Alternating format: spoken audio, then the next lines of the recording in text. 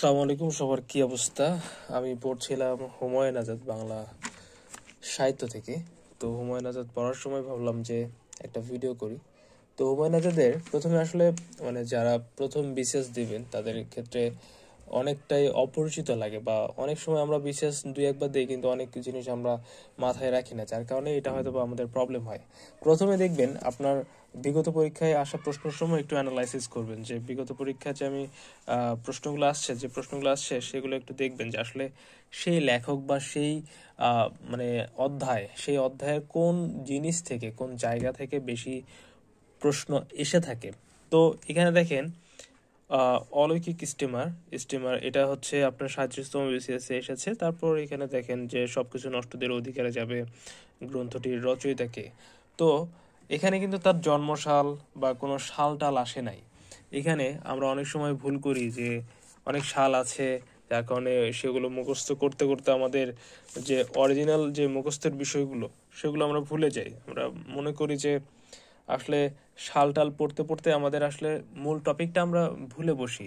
তো এই ভুলটা আমাদের করা যাবে না। আমরা দেখব, প্রথমে অ্যানালাইসিস করব। যেমন এর আগে যদি আমি দেখাই যে এখানে হুমায়ুন আহমেদ, তো হুমায়ুন আহমেদের এখানে দেখেন তার যে প্রশ্ন, এটা হচ্ছে 34তম বিসিএস থেকে, তার দিয়াল রচনাটি কার সেটা এসেছে।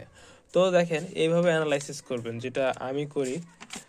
তো আপনারা তাহলে দেখবেন যে পড়ালেখাটা অনেক বেশি মজার হবে। যেমন এখানে দেখেন 69 গণ অভ্যুত্থানের পটভূমিতে লেখা উপন্যাস কোনটি? 69 গণ অভ্যুত্থানের পটভূমিতে লেখা চিলেকোঠার সিপাহি। তো দেখেন এটা কিন্তু আপনার 41তম বিসিএস এসেছে। তারপর দেখেন এখানে 23তম বিসিএস কি এসেছে? দুধে উৎপাত গল্প গ্রন্থের রচয়িতা কে?